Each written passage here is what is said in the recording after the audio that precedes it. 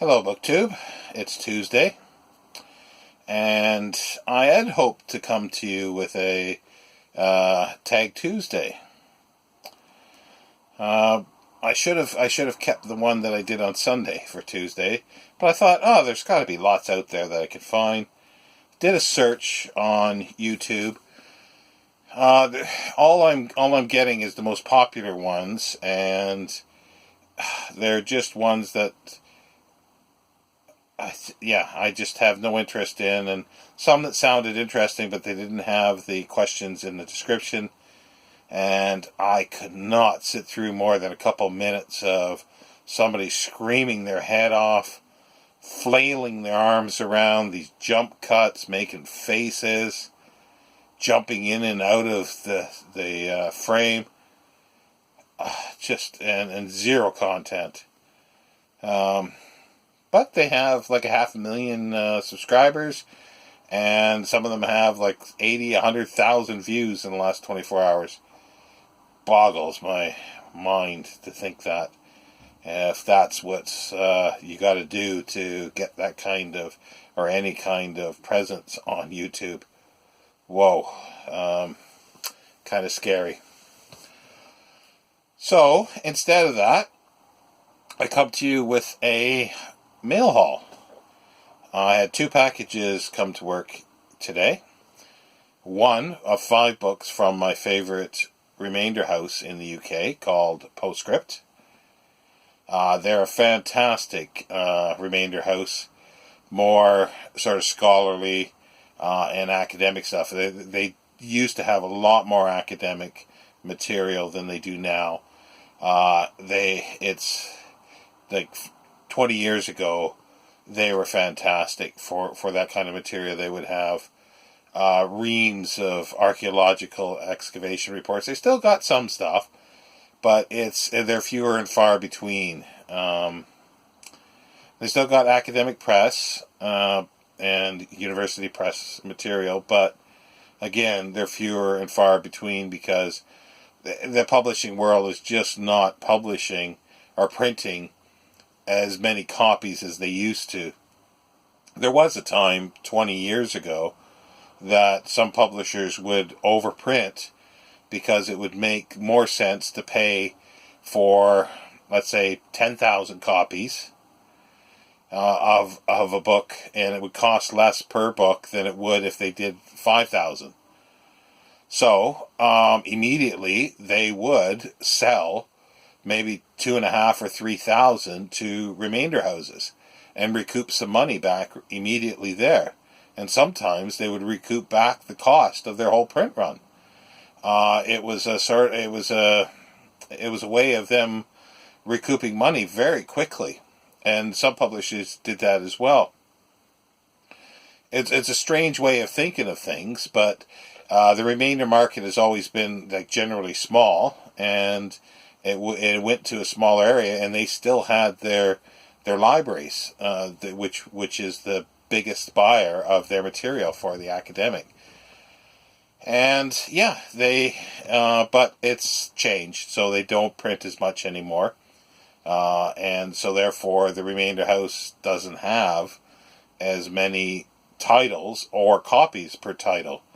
With Postscript, they have given up, and they've closed up their wholesale division a number of years ago, which is sad because it prevents booksellers from buying a lot of this material, because now they've got to pay pretty well the same price that I would for the books, but they used to be able to buy it for 50% off or 60%. So if it was a $6.99 book that Postscript would sell, they would buy it for, say, £3.50, and they would sell it for $6.99 or maybe $7.99. And you walk into a really good bookshop, and you've got tons and tons of great material that you can browse and buy. It's changing, but they're still there, and I probably make a purchase about 4 or 5 times a year from them. This is probably the smallest purchase I've made in a long time. But anyway, let's get to it. Sorry about that. It's just I do like remainders because they are cheaper. And here's one, William Beckford's Fonthill, Architecture, Landscape and the Arts by Robert J. Gemmett. And there's Fonthill there. Always reminds me of the fall of the House of Usher because it fell down. This was published by Fonthill in 2016.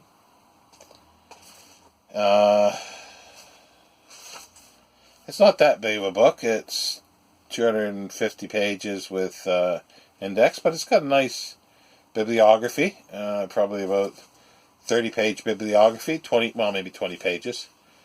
And I thought it would go nicely with a collection of letters I have of Beckford's to his bookseller. And because I've always been interested in him as a writer and his importance with the Gothic, not only just with Fonthill.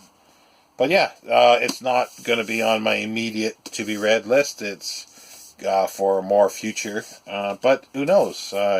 Might get a yen to reading that.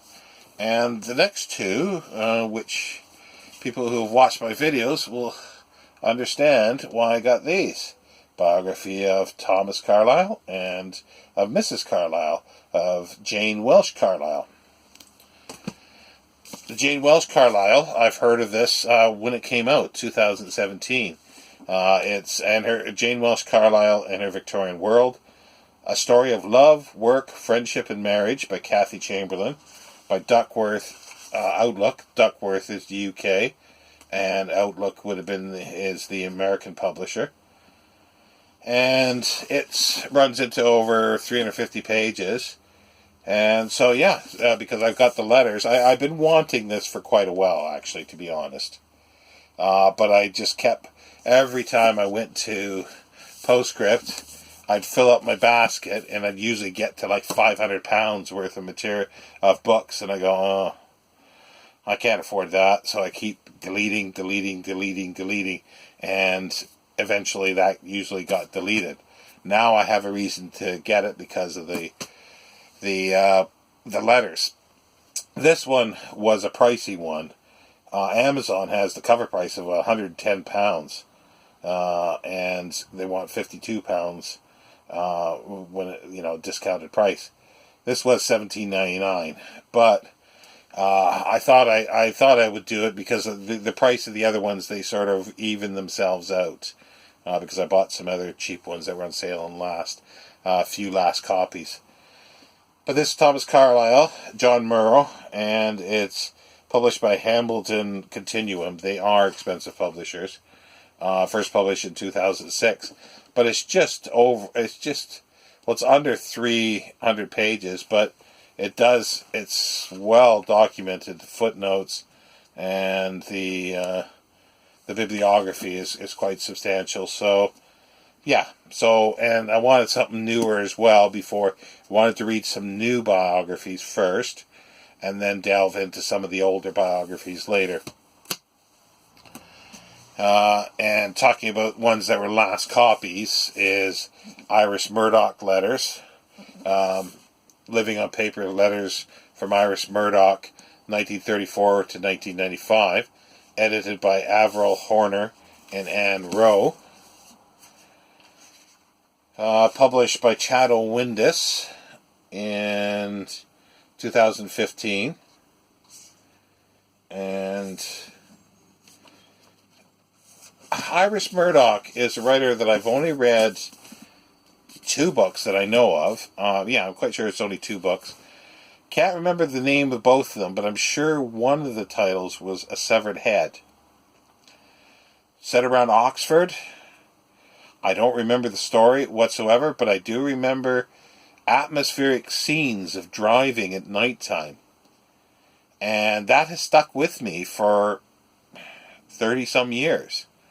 So, I think it's a writer that I do need to look at again, because even though I don't remember the plot, I don't remember the other book, but that one book, the atmosphere of driving at nighttime, really has stuck with me.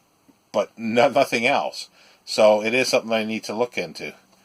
The fifth one is Joseph P. Kennedy's Hollywood Years by Carrie Beauchamp. I love the little extra they have on the cover here. The first and only outsider to fleece Hollywood. And if it was just that, it would be worth the $2.99. And yeah, it's so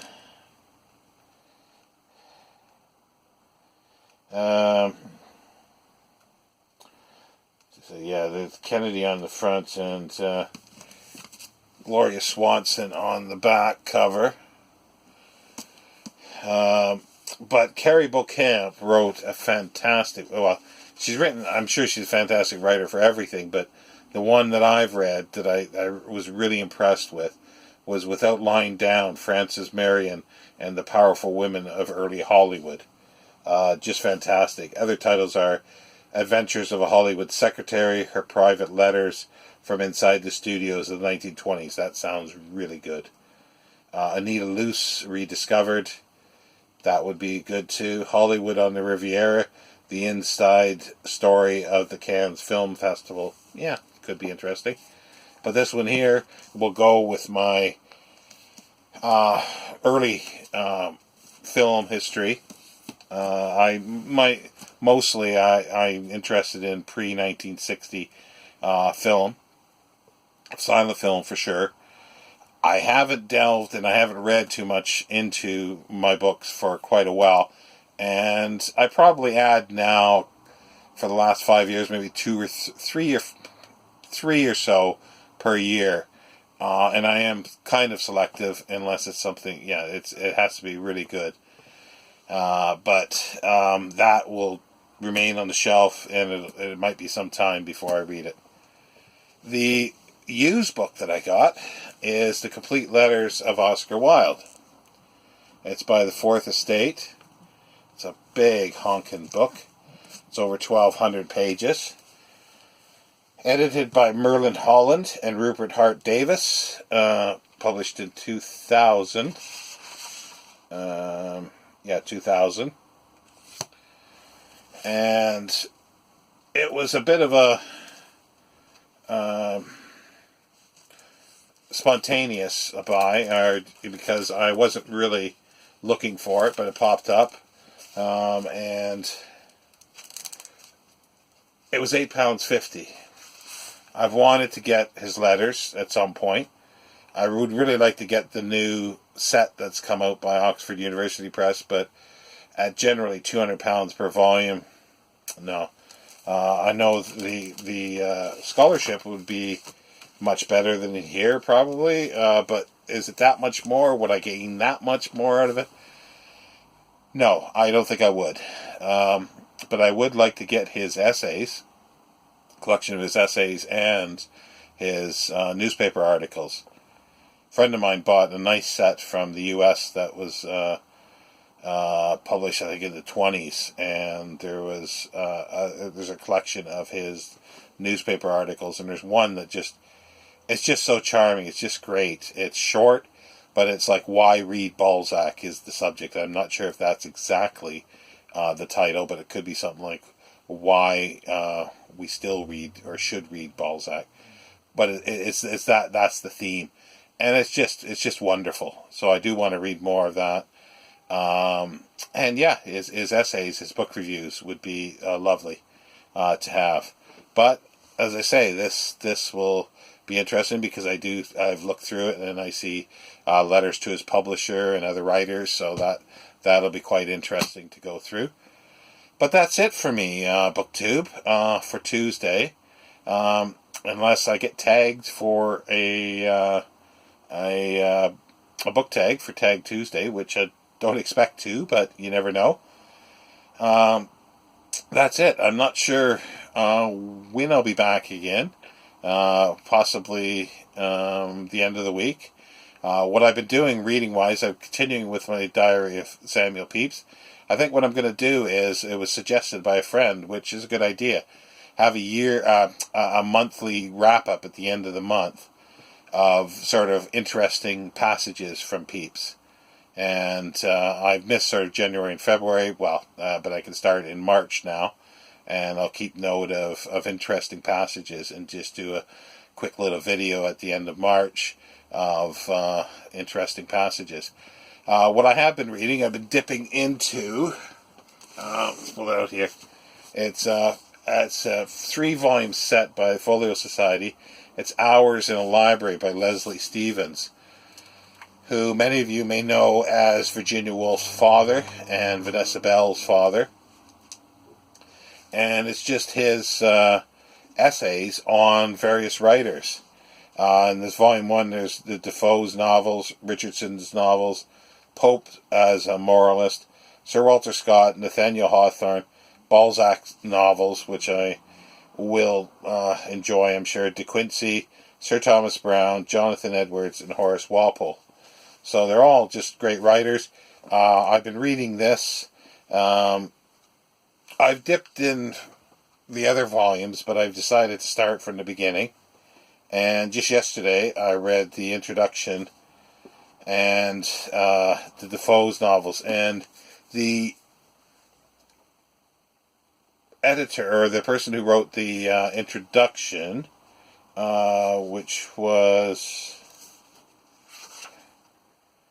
Jonathan Steinberg, he says, he knew he fell in love in November 1978 with Leslie Stevens' writing. And I can see why. He's a very, very eloquent writer. The Defoe's novels, and it takes a bit of concentration, but it's just, it's quite elegant. And there's things that I hadn't noticed, or never came to mind about Defoe. And I haven't read that much Defoe, but he does list a number of titles that I do want to now look up and relook at. So that's why I think it's just a fabulous title. Yeah, Hours in a Library. He was a biographer. He edited the first edition of this massive set that's behind me here, the Oxford Book of National Biography, and he basically did that all by himself, and many of the articles were written by him, and like, I've got other essays by him. That's how I started. I picked up a collection of essays and really liked them, and I just love the title of this, Hours in a Library, and I'm definitely going to be spending hours with this set, and I know that I'm going to be rereading essays, certain essays over and over again. The Defoe for sure. Not so sure about the Richardson ones, but who knows? I think any of them are probably well worth reading on multiple occasions, over and over again. Because he's just such an eloquent writer, and I do like where he talks about in here that he wrote all the time, but the reason, like he says, they didn't have TV, they didn't have internet for distractions. However, he also had a group of women meeting his every need, his food and everything. He didn't have to shop, he didn't have to cook, because he had either servants or his wife and children to look after him. So all he did was he would write until he sort of couldn't write anymore, read until he fell asleep, and that's what he did day in, day out. Sounds like a great life to me, but again, you do need to have a privileged life in some ways to do that, money-wise, or have people, money, and have servants or someone to look after you while you do that, because there's real life things you need to do. Cook, eat, wash your clothes, do things like that.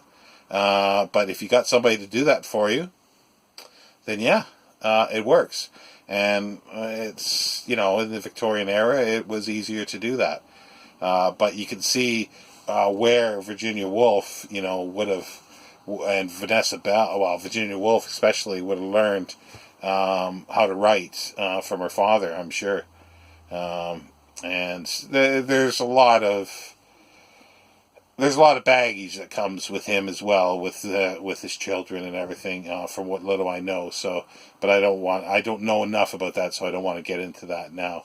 But if anybody's interested in essays and wants to read someone that's really fantastic, is Leslie Stevens. Do look him up. And that's it for me, BookTube. It's 20 minutes in, longer than I expected, but have a good rest of the reading week. Take care.